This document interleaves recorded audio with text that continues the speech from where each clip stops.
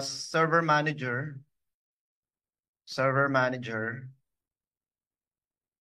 and then all servers. So dapat nandito lahat ng servers natin. Kita nyo? Kita nyo ba? We have server 1, 2, 3, domain controller 1, and admin 1.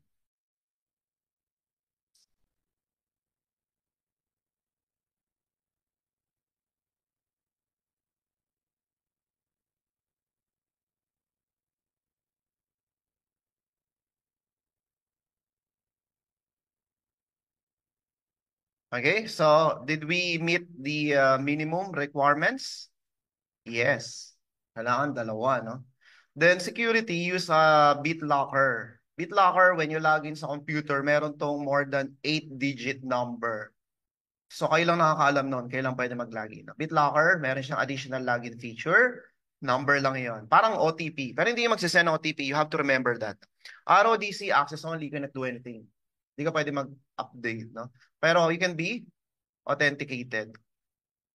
When you install domain controller, meron siyang tatlong option. The first one is you want to add a domain controller to an existing domain. So meron na tayong contoso.com, a-add lang natin yun. Okay, a-add lang natin yan. Then second option, if you have an existing add new domain to an existing forest, ito yung subdomain. Okay, subdomain yan. Then add new forest. If this is the first one, gagawa ko sarili yung domain. Let's say, sir, ano pangalan niyo, sir? Gemma.com. Ganon. Sa'yo, sir, ano pangalan niyo? Kasi eric.com. Kung sarili yung domain. No? First option, dito yung tinatawag na sometimes tree root. Kung kauna-unahan, ugat. So bago magkapuno, ano muna? May ugat muna, di ba? So, forest muna bago tayo mag-create forest. Ito yung kauna-unahan, no? Okay, meron din tayong global catalog. Global catalog. Global catalog, ito lang isipin nyo for faster searching of object. Let's say, multi-organization kayo, IBM. Si Maris Racal, kung nga, pumunta ng New York. Siya yung admin. Nasa Pilipinas siya, di ba? So, can she log in doon sa New York office? Pwede rin, no? Pero yung credential niya will be checked na nasa Philippines pala. Global catalog yun, no? For partial or speeding up searches ng object. Okay? Then, configure the environment for GC. Usually, yung single domain, siya na mismo yung global catalog. Para sa ano lang global catalog? Magtatawag na ako, sir. Ano po yung global catalog, bossing? Tama, for faster searching, para mas mabilis hanapin record. Logical sample nito, let's say, nung unang panahon kasi, meron tayong library sa office sa school, di ba? Sino yung si research sa library? Pupunta sa school, papasok sa school, pa tayo library. Ngayon kasi online na lang di ba? Noong unang panahon, nung dinosaur age, pupunta kami sa library. May tinatawag kaming librarian. Papasok kami librarian. So, ate, hanapin kay Lord of the Rings na book, saan ba nakalagay? Diba? Diba? Kung first day niya, malay ko, first day ko ngayon eh. No? Pero kung medyo na-train na siya, ano sasagot sa'yo? Boy, mukha akong totoy. Boy, punta ka dun sa catalog. Alam mo yung catalog? Yun, no? Hanapin mo, alphabetical sorted. Lord of the Rings, hanapin ko A, B, C, D, E, F, G, H, I, J, K, L. Sa L, bubuksan ko yung L. Tapos may mga index card, di ba? Nakakita na ba kayo library? Ngayon, parang wala na eh, di ba? Meron pa, wala na eh. Bubuksan mo yun. Sa alphabetical, Lord of the Rings. Ano yung nasa loob ng index card? Yung location. X and Y coordinates. Di ba, di ba? Kung nasan yung libro. So, X and Y, yung gano'n, no? Rows and columns. Sa hanapin mo, saan ba dito yung A1, mga ano, BC, yan. Tapos ZZ, yung dulong-dulo. Pagdating mo sa dulo, nandun yung mga jowa, naghahaligan. Kasi wala nang tao dun eh. Di ba? So, ang ganda nung panahon na yun. Sa multi-domain environment naman, ito yung tinatawag na multi-master. Lahat ng domain controller, upload, download, synchronize. No? Lahat sila nag-update. So, lahat sila may global catalog for faster searching. Ngayon ang problema nun, nagbabanggaan yan eh. Pag maraming query, you're building up many inquiries, you're gonna create traffic. Pero kailangan, especially for multiple site, make at least one DC. Sa opisina, let's say 200 employee mo, yung isang DC, isang global catalog lang. Kasi tingin nyo, 10 global catalog, edi ang dami inquiry nun, di ba? Di ba? Okay, malinaw ba ang ating global catalog? Paano chinecheck kung GC ang ating DC? Login lang po dito. Punta tayo dito sa ating directory service, domain controller, DC1. Check natin. Is this a global catalog? Ayun no, DC type GC. Okay, check natin, check natin.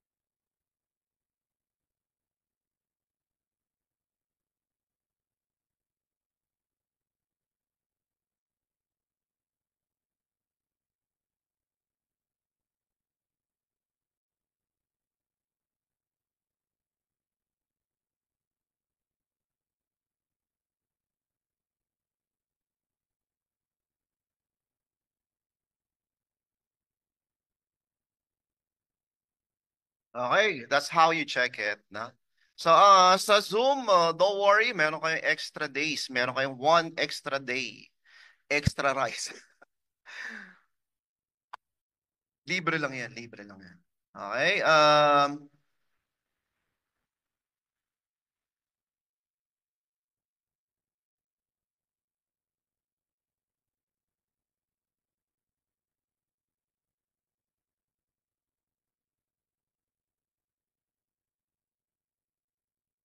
yan ang atin. Question about global catalog. Wala naman so far. Next schema. So, nandito yung database natin, di ba? So, check natin isang schema lang. Kahit isa lang. Sige. So, dito, you created the users under Nexus Student. No?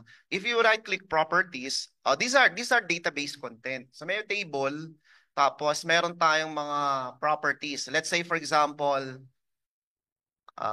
telephone number, okay? Home. Mobile number pala. 0995-849-4428. Since this is the value, this is the database value. Okay? Yan. Okay? Then run tayo ng PowerShell dito. Kita nyo to? ICE. ICE meaning Integrated Shell Environment. Para tong bash shell kung Linux programmer. Sige, always run as admin. Kasi meron tong graphical user interface. Mas madaling intindihin. Tapos, very user-friendly. Pwede siyang lumaki, pwede lumiit. Yan. So, this is the script pane or program pane and this is the console. So, CD nyo lang, CD. So, dito lang tayo. Yan, yan. Nasa ano tayo ha? Check nyo nga, baka nasa labas kayo. Admin lang ha. Wala kayo sa virtual machine ng remote. Please make sure nasa ADM1 kayo. Tama ba? ADM1 lahat? ADM. Okay. CD, root, to go to root.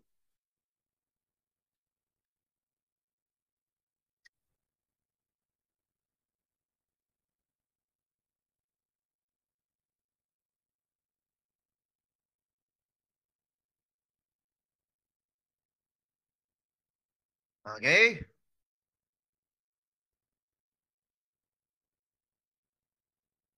Type nyo, get AD user. Meron ba? Meron, meron. Control C. Get AD user. Chris. Star. Properties is phone. Parang phone eh. Yung phone na in-enter ko. Pero ka mali. Hindi niya kilala. Star na nga lang. Hindi. Teka. Ay, bakit may star dun? Bakit may star dito?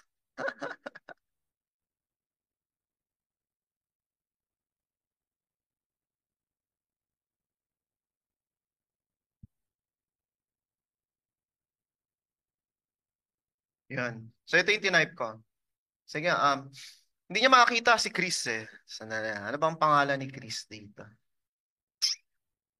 Chris lang eh. Chris B pala. Chris B. Yon, Chris B. So ganito. Yan. So we're asking the user Chris to display all the properties. Okay? All the properties. Di ba? Remember I put phone? No, hinahanap ko yung phone number niyo. Nasaan yung phone number? Ayun! So this is the properties and this is the value. Okay? Para siyang key value pair. Okay? So this is the database ng Active Directory. Remember I changed the phone? Mobile phone. So ang pangalan ng properties is mobile phone. But dito, anong tawag dito? Ito yun eh. Mobile lang. Okay? So ganun, sometimes no, they change. They keep on changing. Pinakita ko lang na nagbabago siya. But that is the actual schema name. Malinaw ba ang ating schema?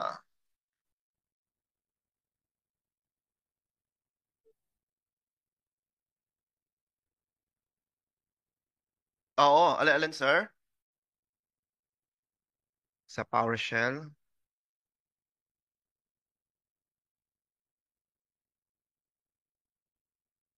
Pangalan nyo. Star all, meaning anyone. Sige, sige, query nyo.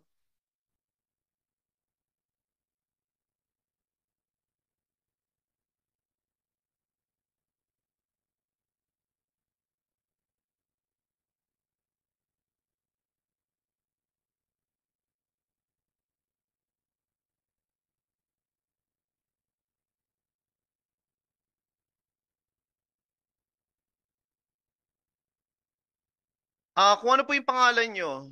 Di ba nag-create ako kanina? So you have to check ano bang pangalan nilagay nyo dito. Dito. Ayan o, Chris B. Kung ano yung pangalan po na nilagay nyo dyan. Sa Zoom may diniem ako. Yung URL nyo. Connect na. Paki-try lang mag-connect.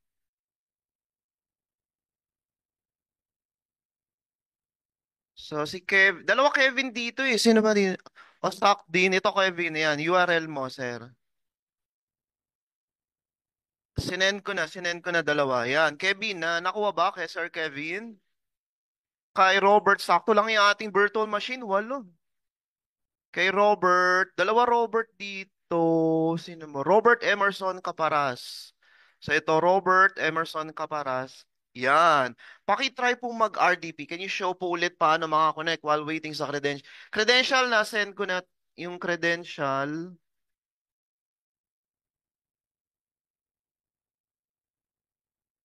Okay, pakita ko ulit.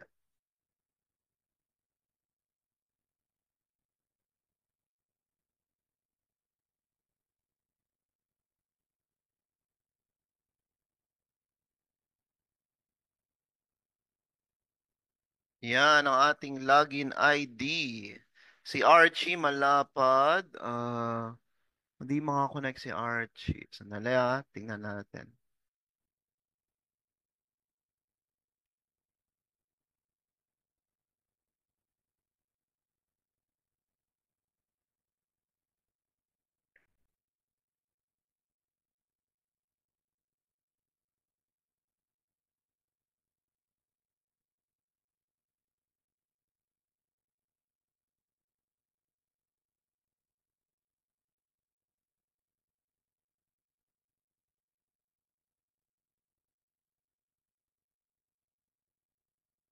Ganito, Archie. Pakita ko paano mag-login.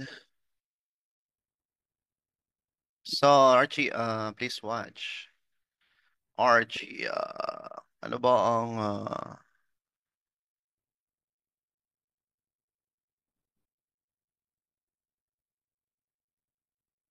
so, double click.